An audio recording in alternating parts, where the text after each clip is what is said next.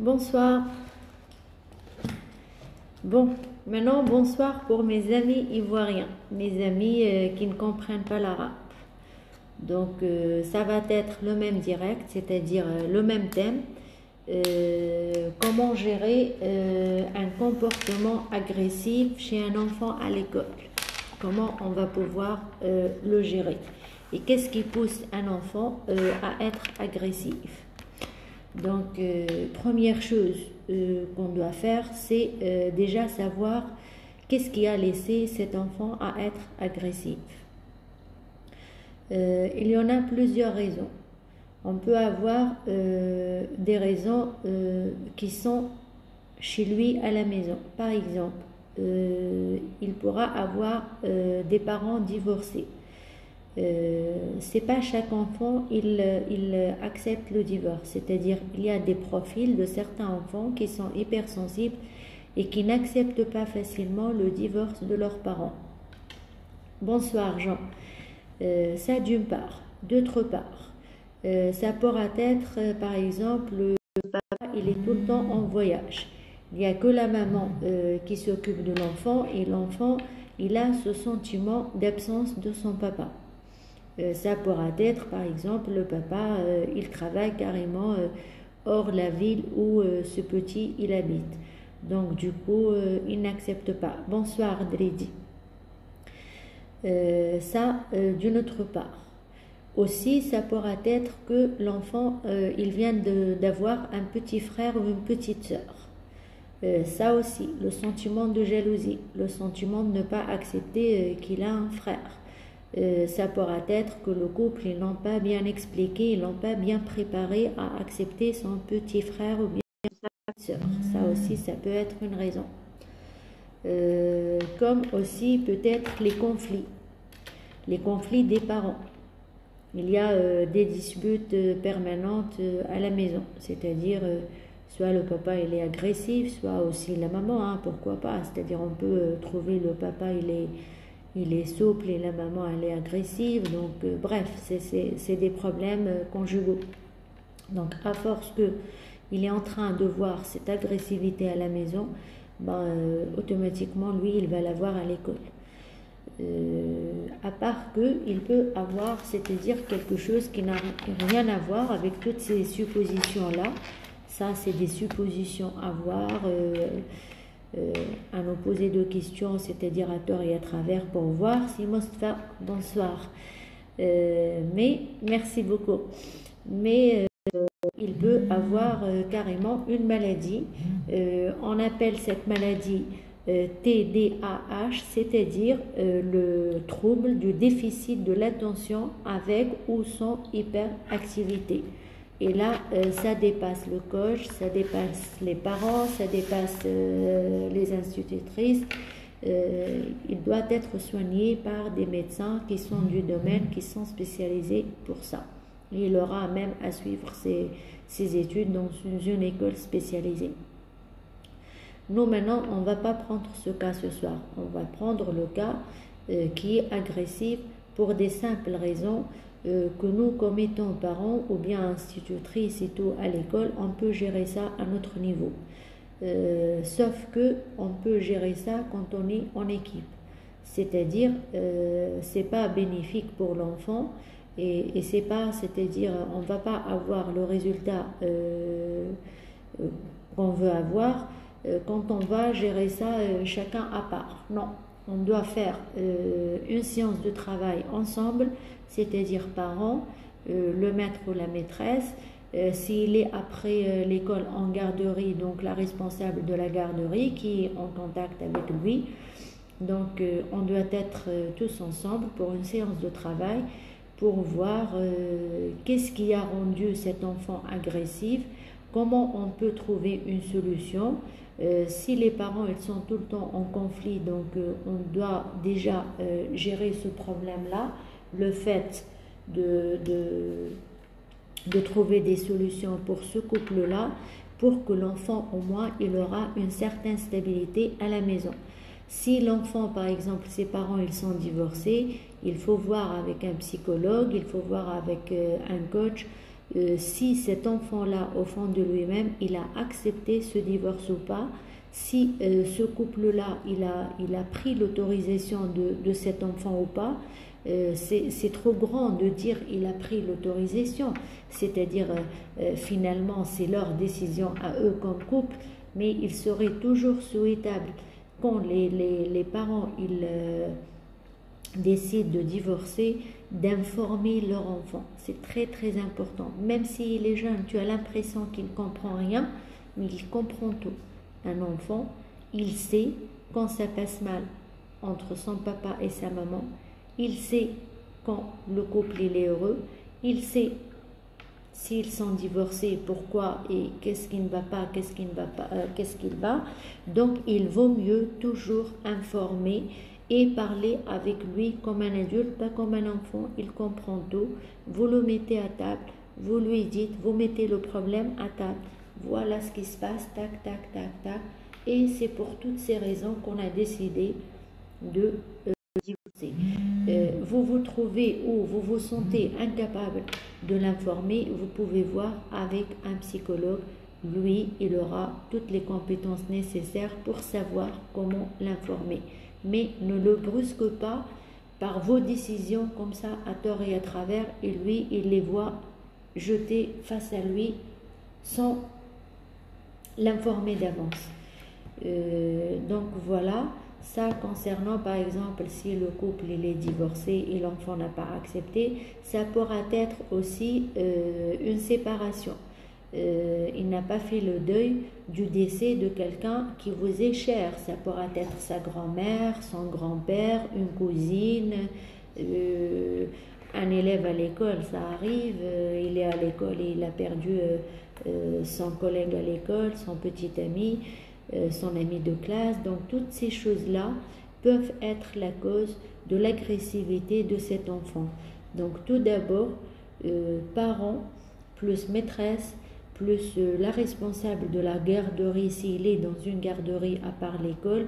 Donc toute l'équipe qui est en contact avec lui, vous restez ensemble, vous voyez la cause, la raison qui l'a rendu peut-être agressif, vous essayez déjà de résoudre ce problème-là afin au moins d'essayer de lui mettre les bases de nouveau pour qu'il se sente rassuré, pour qu'il se sente en sécurité, et ensuite vous aurez des exercices à faire pour lui pour qu'il gère sa colère, il gère son agressivité.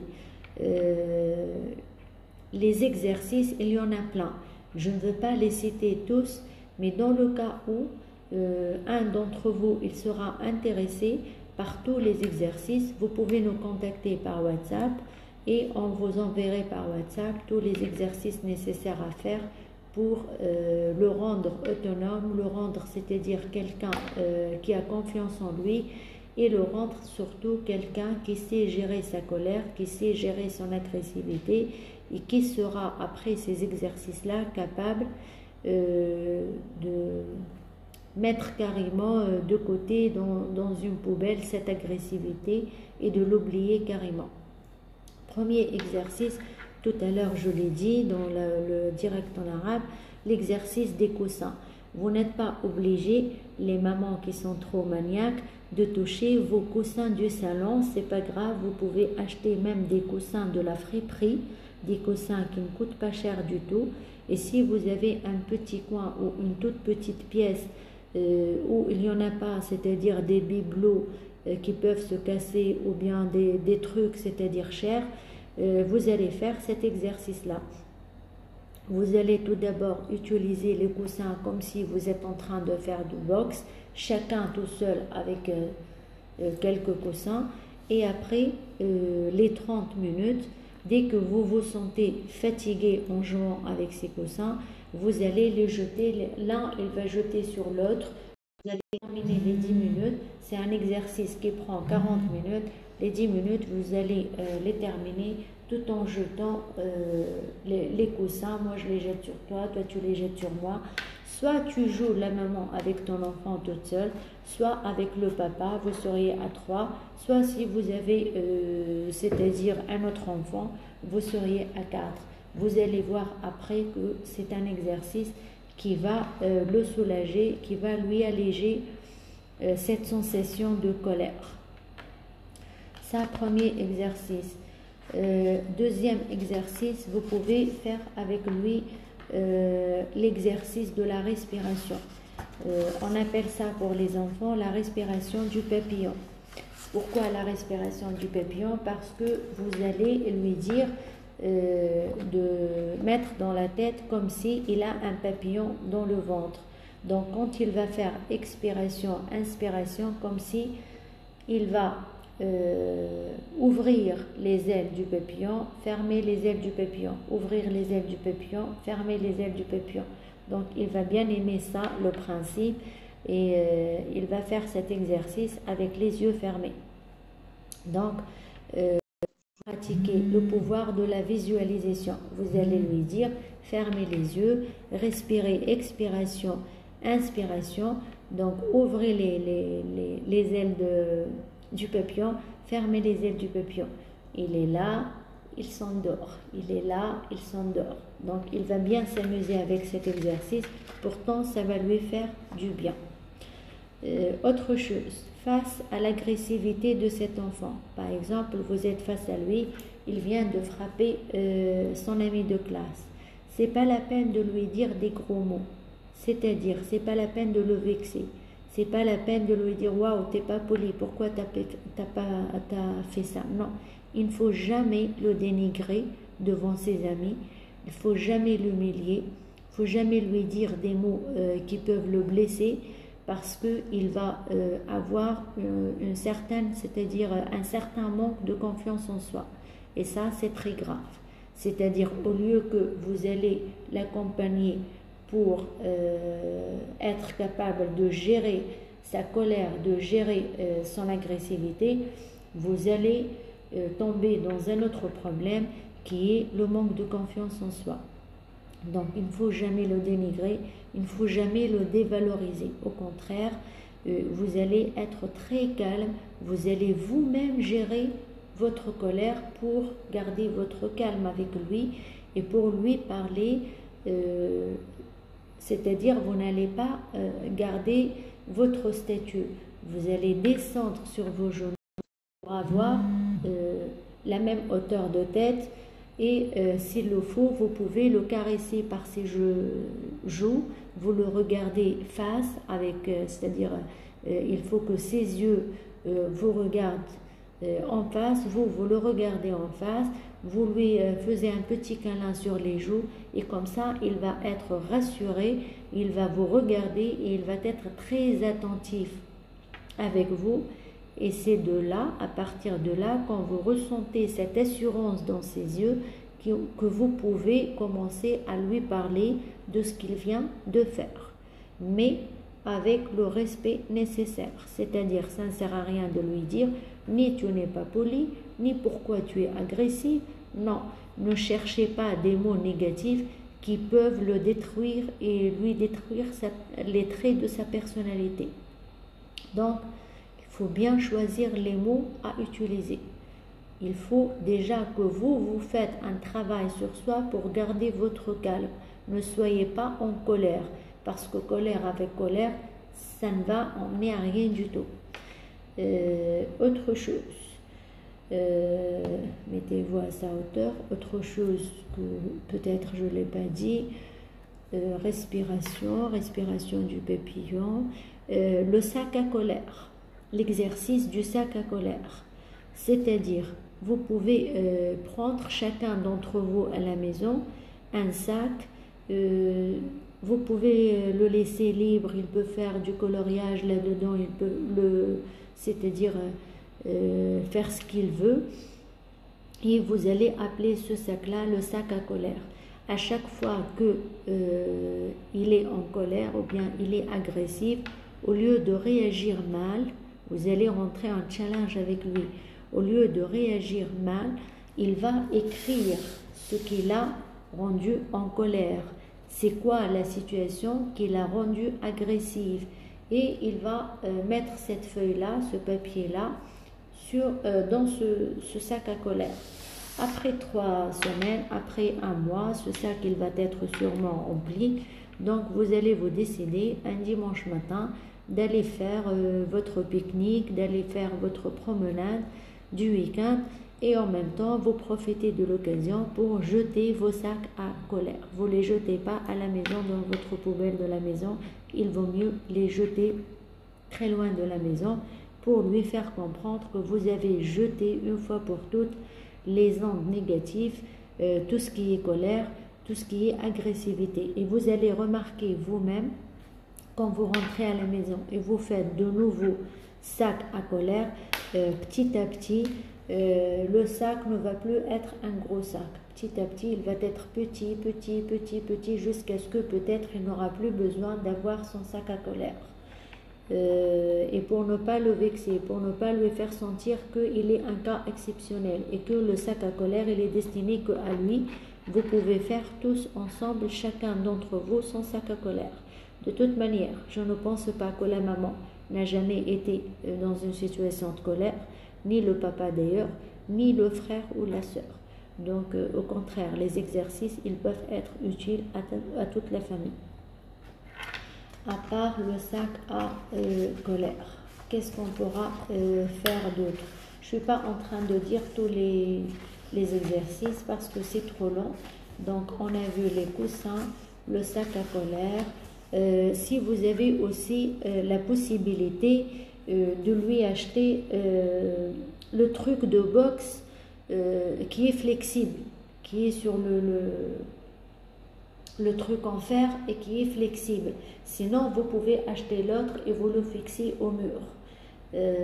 Chaque soir, quand il rentre, vous lui posez la question si ça va pas, comment tu as passé ta journée, est-ce que tu es fier de ta journée, qu'est-ce que tu as eu de positif dans la journée, est-ce qu'il y a eu quelque chose de négatif dont tu n'es pas satisfait.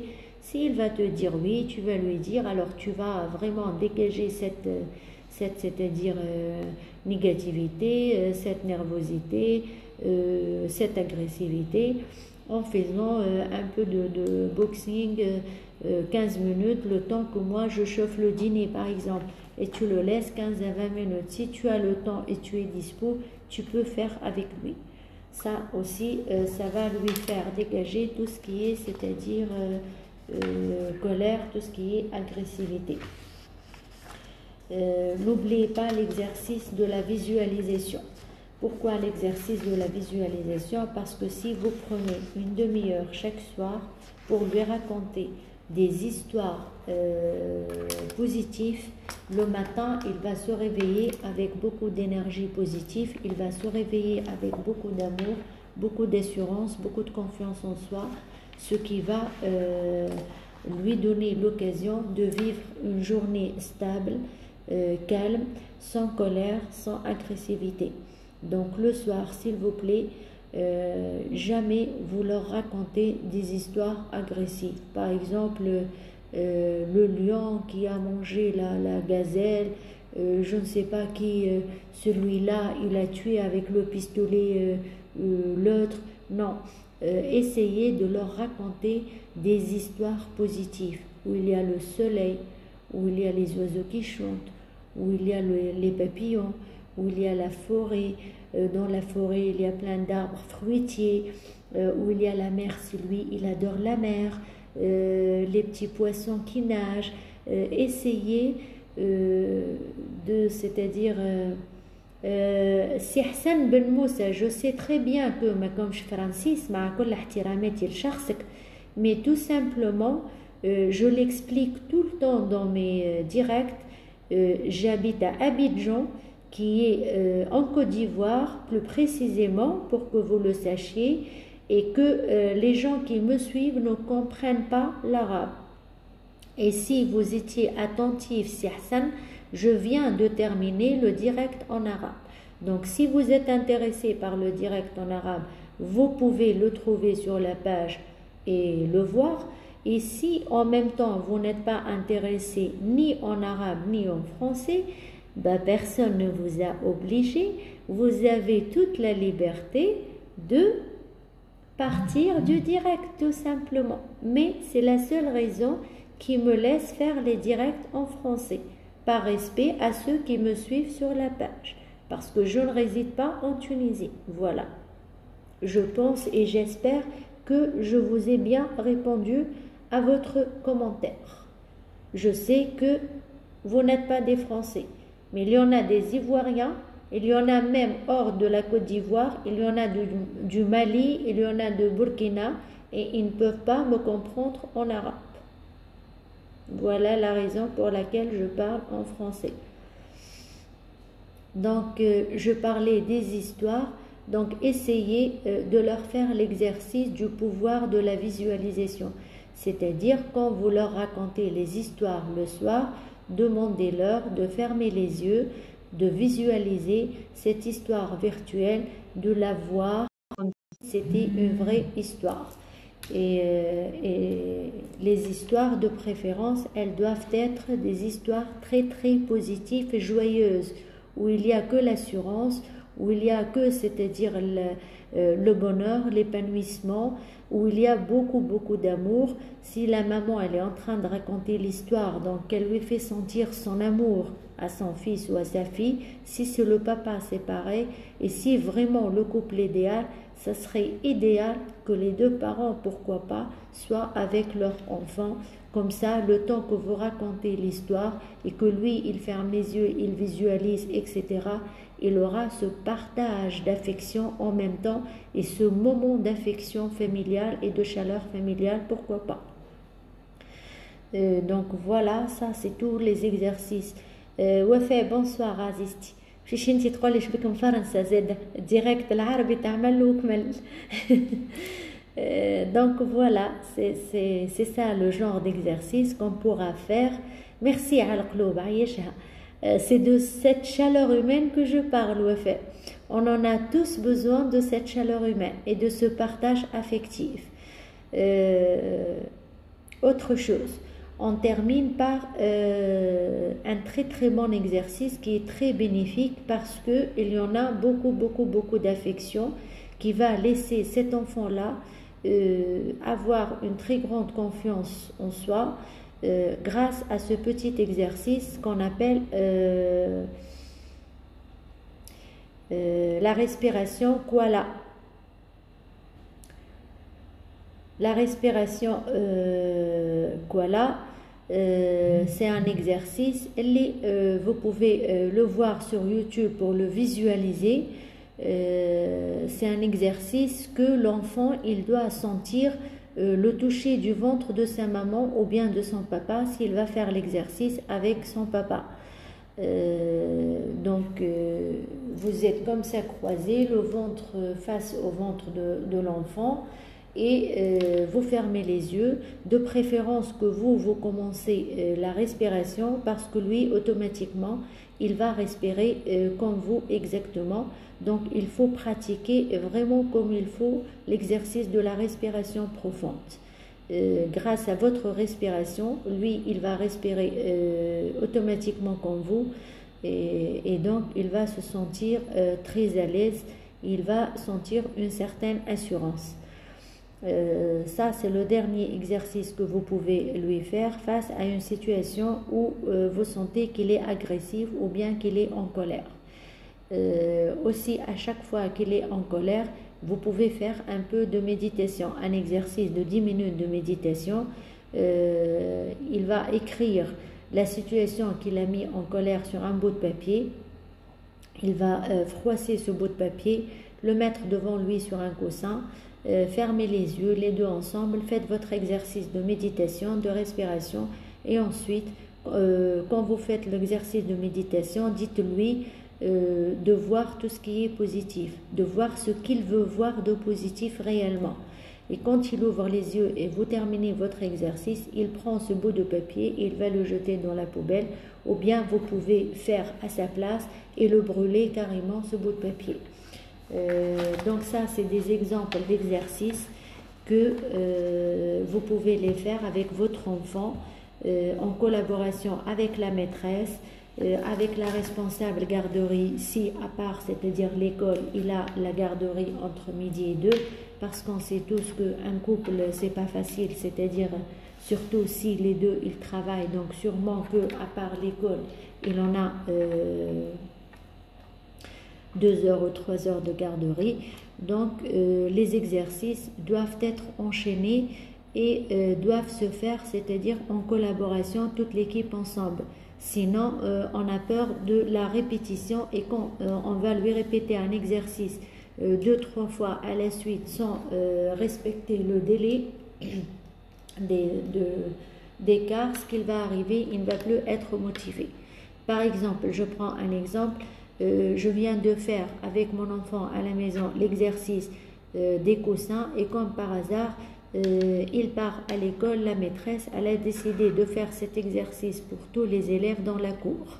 Automatiquement, il ne va pas être motivé comme s'il ne l'a pas fait ce matin à la maison. Par contre, s'il y a eu une communication entre la maîtresse et vous, puisque elle va le faire aujourd'hui, moi je le fais le week-end. J'ai pris l'exemple des coussins, mais n'importe quel exercice, il vaut mieux que vous seriez en communication tous les jours pratiquement ou un jour sur 2, ou bien vous faites juste une séance de travail, vous vous mettez d'accord tous ensemble, toute l'équipe, parents, maîtresses, responsables garderie, sur le plan que vous allez choisir.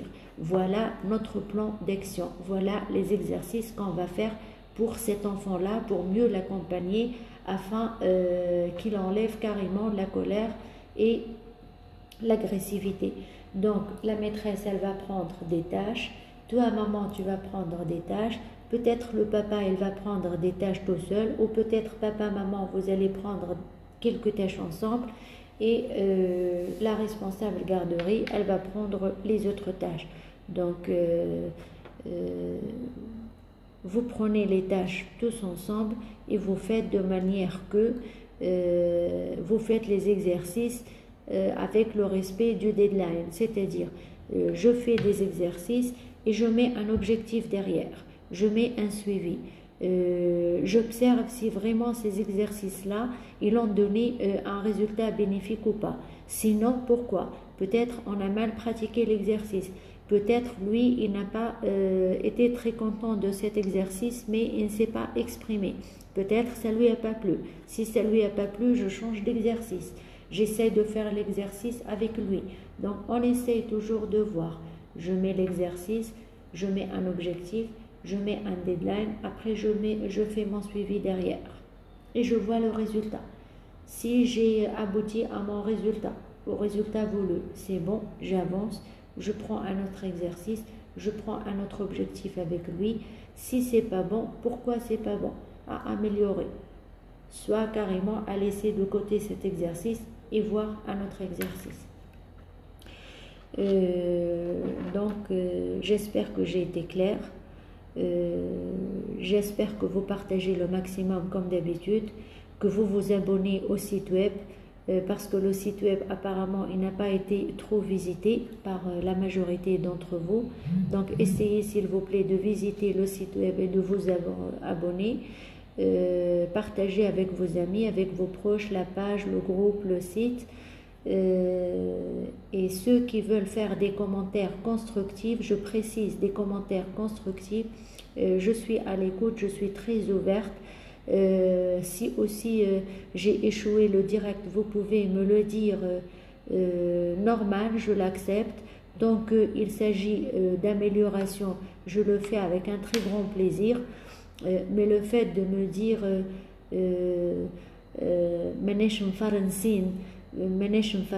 si il était un peu attentif, il pouvait voir que j'ai déjà fait le direct en arabe et que la majorité des personnes qui me suivent, c'est des personnes qui vivent en Côte d'Ivoire, donc des personnes qui ne comprennent pas l'arabe. De toute manière, si je vous demande de partager, ce n'est pas une obligation. C'est un service, c'est-à-dire vous pouvez me rendre ce service comme vous pouvez ne pas me rendre ce service et c'est toujours avec respect. Je n'oblige personne à partager, c'est-à-dire vous devez être convaincu pour le partage. Celui qui ne veut pas partager, merci quand même et avec tout mon respect quand même. Ce n'est pas une obligation, c'est un service à me rendre de partager. J'espère vous voir dans un autre direct. Si vous avez un sujet qui vous intéresse, et qui m'a échappé. Vous pouvez me le proposer et on fera le samedi un direct avec l'heure précise que vous mettez en commentaire et avec le thème que vous choisissez. Parce que peut-être vous avez des thèmes que moi je ne peux pas avoir en tête. Mettez-les en commentaire et on fera un direct avec un thème choisi par un d'entre vous et l'heure précise que vous allez choisir, ça ne me dérange pas du tout. Merci beaucoup à tous, bonne soirée. J'espère vous revoir toujours en très bonne forme avec beaucoup d'énergie positive et de voir surtout vos enfants heureux avec toute la confiance en soi, avec toute l'estime de soi possible et vraiment des enfants autonomes, capables de vivre très à l'aise avec toute fierté dans ce monde-là. C'est pas un monde facile en 2021, donc nous devons faire double travail pour assurer une certaine stabilité pour nos enfants et surtout pour mieux les aider à avoir leur valeur dans la vie et leurs traits de personnalité, parce que chaque enfant il a des traits de personnalité différents de l'autre. Donc bon courage à toutes les mamans, à tous les papas pour cette mission. C'est pas facile d'élever un enfant, c'est pas facile d'accompagner un enfant, certes. Donc bon courage à tout le monde et très bonne soirée.